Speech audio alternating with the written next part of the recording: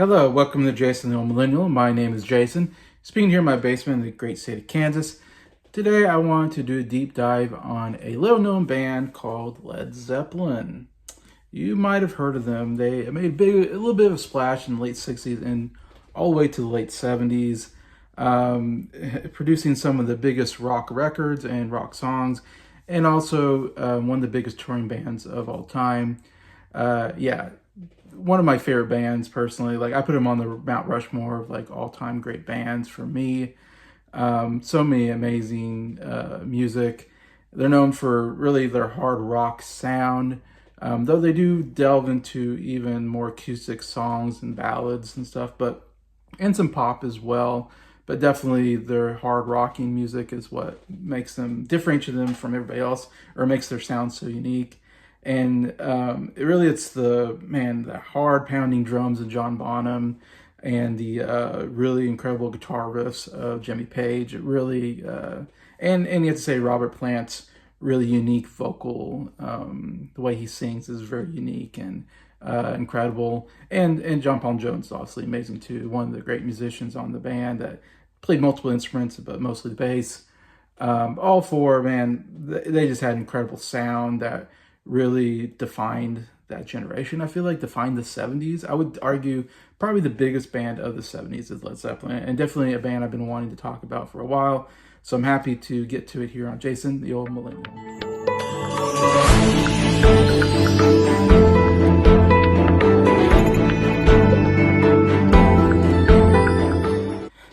As I said, I'm a huge fan of Led Zeppelin. Ever since I was a kid, I feel like I've known about Led Zeppelin in some way. I didn't listen to their albums, but obviously they have tons of hits. I mean, dozens of hits on the radio. So I always knew of their music. Even if I didn't know it was Led Zeppelin, it probably wasn't until later I go, oh yeah, that's a Led Zeppelin song. I don't know why I didn't put two together. I should know. Now I know like the sound, but at the time I was like, oh yeah, I remember that song. There's a lot of that. And they really only made 8 albums, so they didn't have a huge album, spurt like other bands like Rolling Stones or, something like that. And they only really were relevant for about 10 years. The band only lasted about 10 years.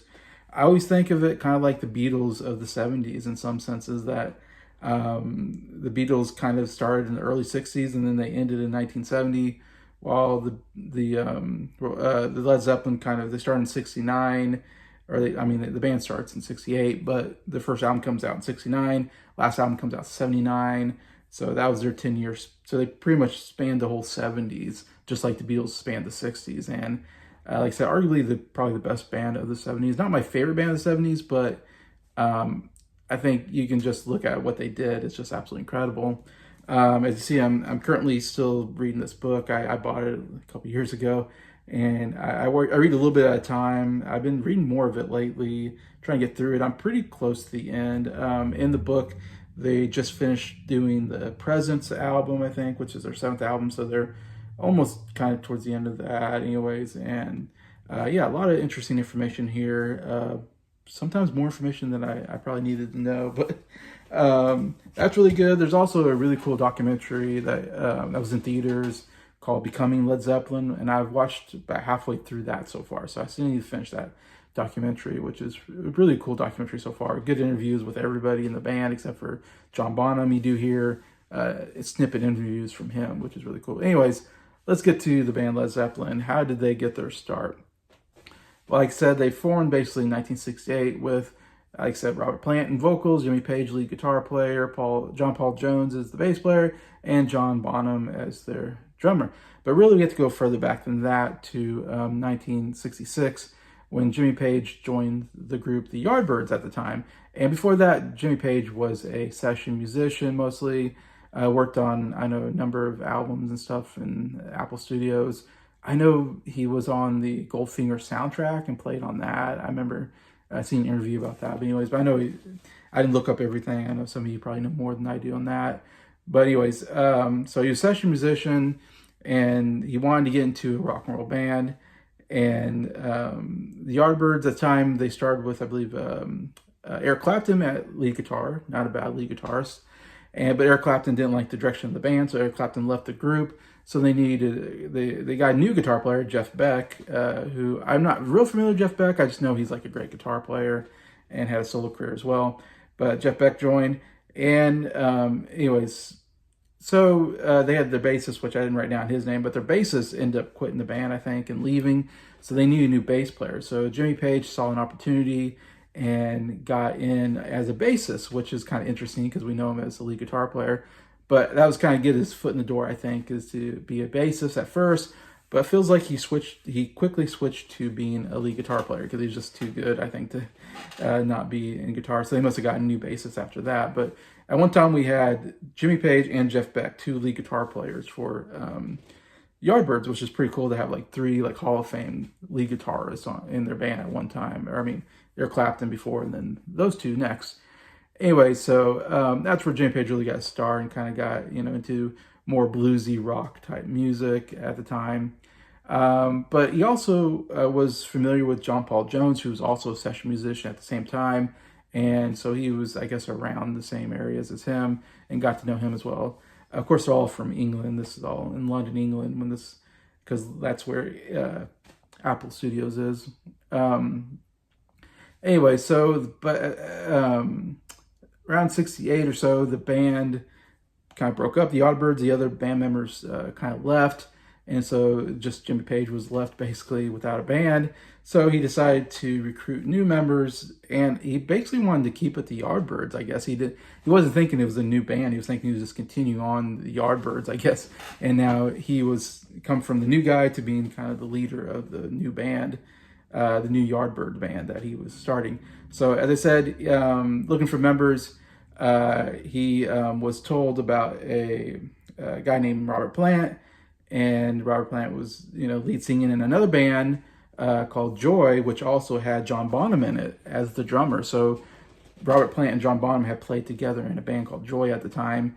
And so, but I guess I don't know what happened to that band. But anyway, so when Page was looking for a new lead singer, he was told about Robert Plant and I guess auditioned him or talked to him, and he added him to the group. And then Plant, of course, said you should look at John Bonham. He's a really good drummer. So he, again, talked to Bonham or auditioned or whatever, and Bonham got into the group. And like I said, he then asked John Paul Jones, or I think John Paul, in the documentary I was watching, John Paul Jones was one who said, do you guys need a bassist? And he said, yeah. And he said, well, I can play bass. And basically, and kind of, invite himself in, it sounded like, from the documentary. And so, yeah, he got in as well, and that kind of formed their group. At the time, they were still calling themselves the New Yardbirds, and they went and played in concerts as the New Yardbirds as they're first starting out. In the documentary I'm watching, they all go to like this house and really beautiful area, and that's when they kind of start practicing. Jim Page actually lived in the house, I believe, and they started practicing, kind of getting their sound, kind of getting to know each other. And it was one of those moments I felt like they just had instant chemistry, where they just started playing. They're just like, and they were playing like songs that Jimmy Page had already, had written or had done with the Yardbirds. And so he's like, okay, do this song. They're like, okay. And nobody knew how it went. And he just said, I don't understand. As a musician, like, I would need note by note how to play a song, but I'm not a professional musician. I guess musicians just need to be told, okay, do it in this key. And I think he told him like the 12-bar blues or something. And he just started playing, and they just kind of joined in, it sounded like, and they just kind of jammed together and kind of learned how to play together. Especially like John Bonham and John Paul Jones. They're kind of the rhythm section, the bass and the drummer. And John Paul Jones in the documentary, I know, was talking about, like, he really wanted to, make sure those two were really in sync. And yeah, he said, yeah, we worked so well together that he said he knew that John Paul Jones would be hitting because he had this famous, I think he had like a double like bass drum or something like that. He was really big on his like right foot or something, because John Paul Jones kept talking about how good his right foot was or something like that on the bass drum, and saying that he knew that there were times in the song where he didn't have to play a note because he knew John Bonham would fill in that space with one of the bass drum beats or whatever. So it's kind of interesting how they just synced up so well. And they went on tour actually, and they showed some footage in the documentary of them playing like at some place, and it was really cool because I was like, this is like early Led Zeppelin, and I'm like, wow, they sound like great just first starting out. I mean, just amazing. I mean, the drumming and like I said, Page's just incredible guitar work. It was just kind of a treat to watch. Anyways, definitely recommend this documentary I'm watching so far. But anyways, going back to yeah, so they're calling themselves New Yardbirds, but then one of the Yardbirds members said you can't use the Yardbirds name that's ever been used. So wrote a cease and desist letter. So then they can no longer use Yardbirds as a name. So now they have to come up with a new name, basically. And it basically came from Keith Moon and John Entwistle from The Who at the time. I guess they were friends with Jimmy Page. And when Jimmy Page, I don't know, we talked about this band. I think Moon said to him, your band's going to go down like a lead balloon. I don't know why he said that, because I'm like, Led Zeppelin, like, they had like a really good lineup. Like, why would you say that? But I don't know if he's just joking around with him. But Page liked the name, Lead Balloon, whatever. And of course, he led LEAD, he changed to LED. I guess it looks better that way. And then he thought about what's the most famous like balloon, and that's the Zeppelin balloon. Like you said, those big, I don't know what they call them, air balloon things that you can actually, travel in. Like people could travel in, and there was the Zeppelin that like went down, and it was a big deal. A bunch of people died, and the famous line, "Oh, the humanity," was said at that point. And then they decided, maybe it's not a safe idea to try to travel in a big balloon. Something bad could happen. So they stopped traveling that way. But anyway, so he took that Zeppelin from that balloon and made it Led Zeppelin, which arguably is one of the coolest names for a rock band. I think everybody I've ever heard agrees like that's one of the best names. So it's so cool how that kind of came together, and Page basically put that together. Worked really, really well. Anyways, so they found a manager named Peter Grant, who was their manager for the whole career, I believe. And he got him a contract at Atlantic Records in '68 as they were forming at that time. And Atlantic Records was interested in British progressive rock bands. And so Led Zeppelin seemed to fit what they think was big at the time. And they also were recommended by Dusty Springfield, evidently was a fan of the Led Zeppelin, and knew them, I guess, well enough to recommend them to Atlantic Records. Anyway, so they got signed on with Atlantic Records. And came up with their first album in 1969, sorry. 1969, they came up with their debut album, which they just call Led Zeppelin.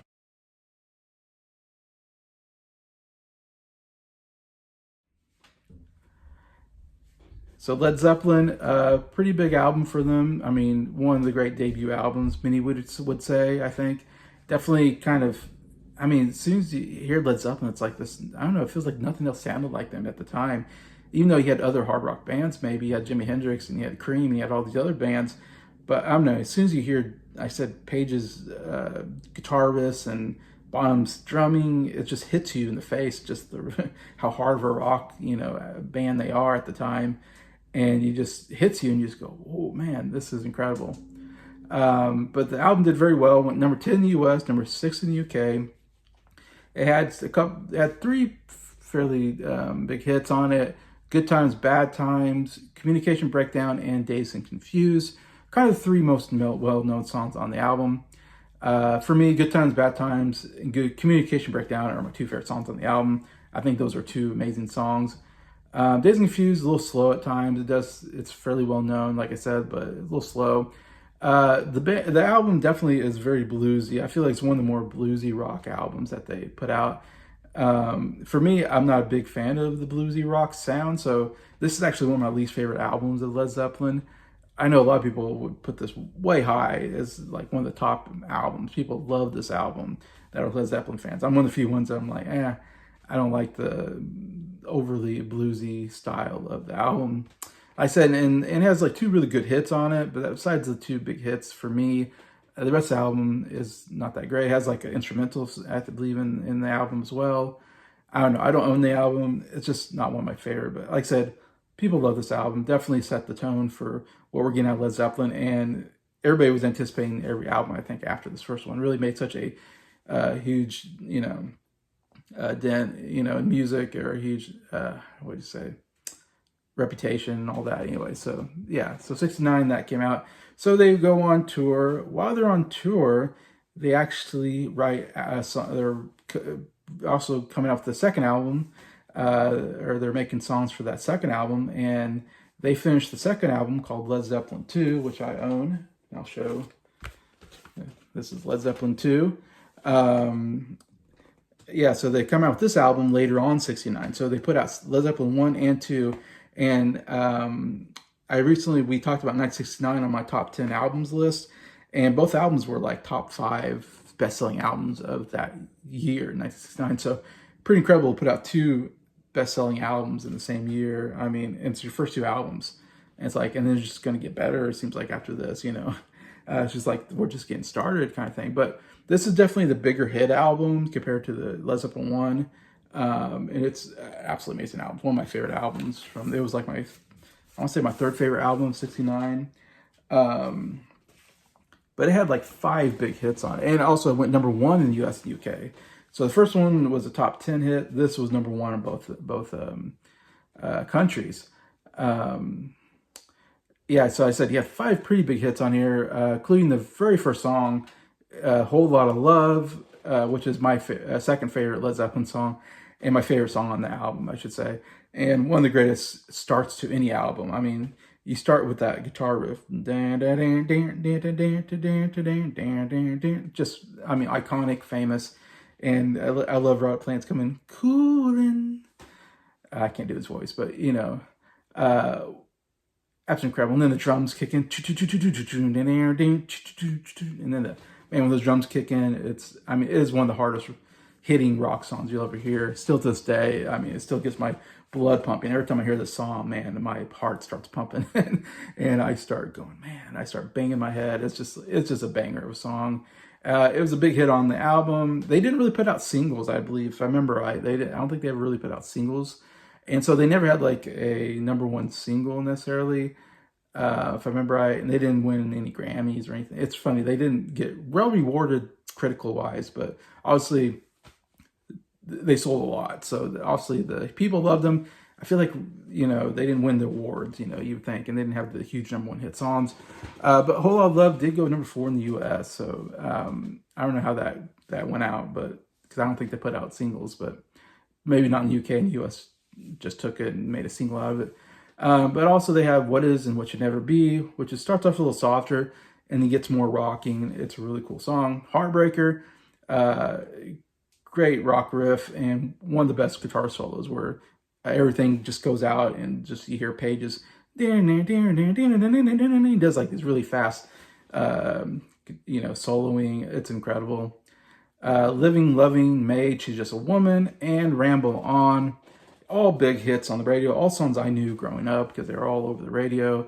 So it's incredible because most bands, I mean, you would love to have 1 big hit on your album that will sell your album, but to have 5 big hits on your album, that's incredible. Not many bands can put out an album like this. And for me, Led Zeppelin 2 is my second favorite Led Zeppelin album.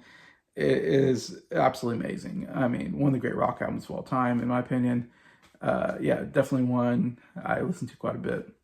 So that's Led Zeppelin 2. It's funny, they kind of were known now as this hard rock band, and that's all they did was hard rock songs. So when they were coming out with Led Zeppelin 3,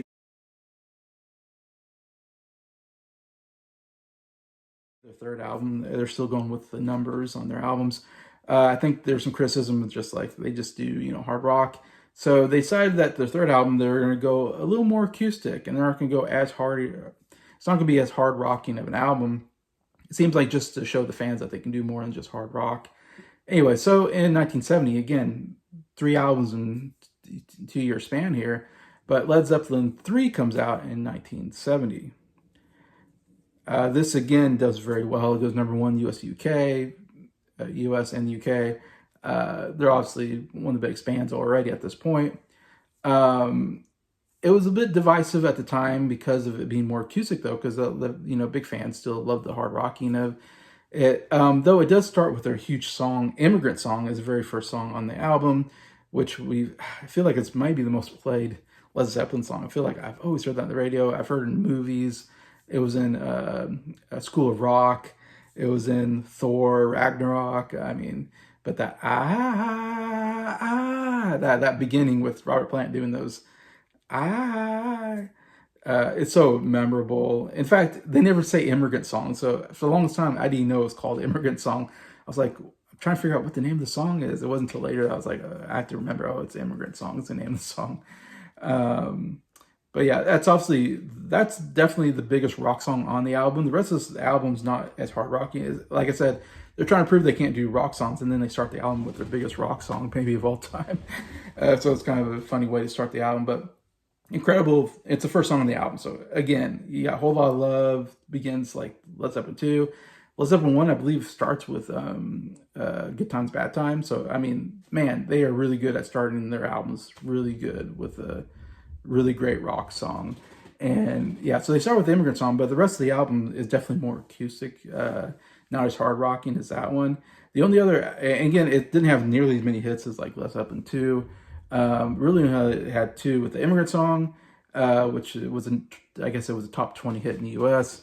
And then That's the Way was the other kind of hit song. Not a huge hit song, I don't think, for them, but a song I think I've heard on the radio, I was kind of familiar with. And that song's also amazing. It's more, again, it definitely is more acoustic, more softer. It's not a hard rock song, but it's a really nice song, really nice melody, really sung well by Robert Plant, not, overdoing it on the vocals like he usually, belts them out. He didn't have to belt them out on that one. But anyways, Led Zeppelin 3 to me is an okay album. It's definitely towards the second, maybe half, or in the middle maybe of the Led Zeppelin discography. Again, outside those two huge hits, I think are great. The rest of the album doesn't really match up to it. And like I said, it doesn't have nearly the hits as like Led Zeppelin 2 does, and then some of the other albums we're going to talk about. So it definitely lacks in the great songs. But overall, it's an okay album. Like, I give it, I still give it an 8 out of 10. So I still give it a recommendable album. I still give it a good score overall. Anyways, but yeah, Led Zeppelin 3. And I've heard a lot of people really like this album. It's not usually number one for a lot of people like some of these other albums, but it's usually, regarded pretty well from what I've heard. Well, just talk a little bit about the band itself. Really, at this time, they are considered like the most popular rock band. Like, their albums are hitting number one. They've come out with 3 albums, all the last 2 number ones. They're already considered like this great. Their tours are selling out. They're making, their albums are selling well. Their tours are selling well. And so as this happened, they're getting, bigger on stage. The members are dressing more flamboyant. They definitely, you see the, Robert Plant usually wears those, shirts with the non-button, I guess, where you can see his chest. I think he's pretty flashy. He's got like the long kind of curly blonde hair at this time. And then Jimmy Page, he had it's interesting watching Jimmy Page at the time, because he has like this very long kind of curly brown hair, whatever. And it kind of in front of his eyes as he's playing. You're like, how is he playing so well? He also loves wearing kind of, grand outfits and a lot of, I don't know what to call it. I can't think of how to call the kind of outfits he wears, but he's definitely dressing up pretty flamboyant at the time. All that. Stage shows are also becoming more elaborate. Their stage shows were pretty long, I think. They had long stage shows, if I remember right. And they really improvised, they threw in a lot of different solos in there. No show was probably the same kind of thing. And they didn't go on TV. That's the thing. Like, you didn't really see them on TV. And I've heard that was Peter Grant that made that decision. But it's weird because you want to go on TV. You want more viewers. You want people to see you. And that'll help, But they did all right without it. So I guess they knew what they're doing. But it is kind of strange that they didn't make any, like, really TV appearances at this time. Like I said, you can see some TV appearances of them as the New Yardbirds before they become Led Zeppelin, and you can see concert footage, of course, at this time. You got some of that, but yeah, they didn't go on the Tonight Show or something, whatever, and show off whatever, or Saturday Night Live or anything, kind of surprisingly.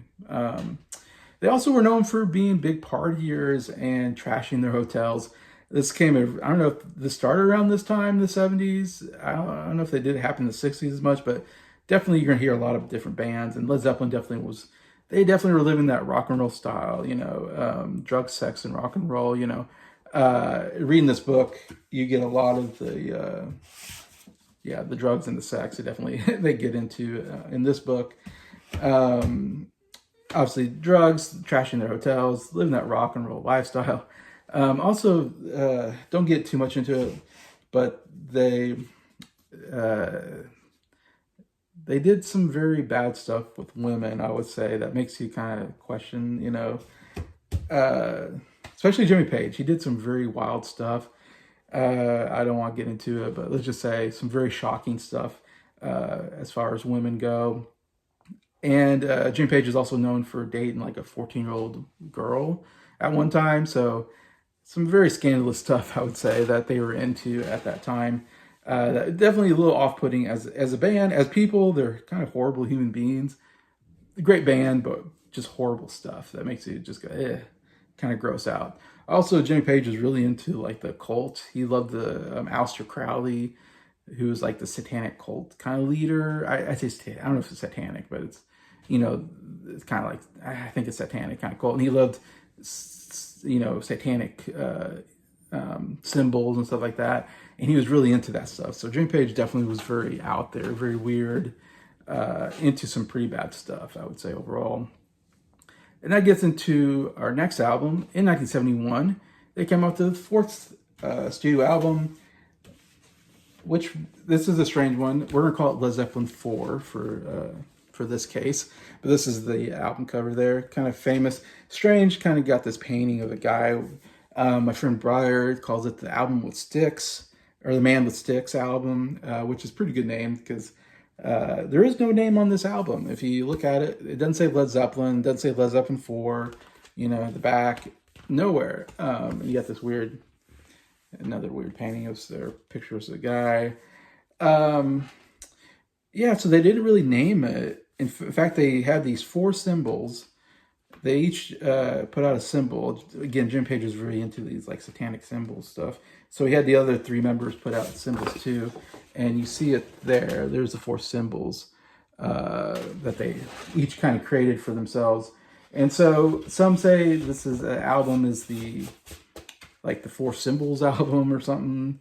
But most famously, we just call it Led Zeppelin 4, since all the Led Zeppelins before were numbered 1, 2, 3.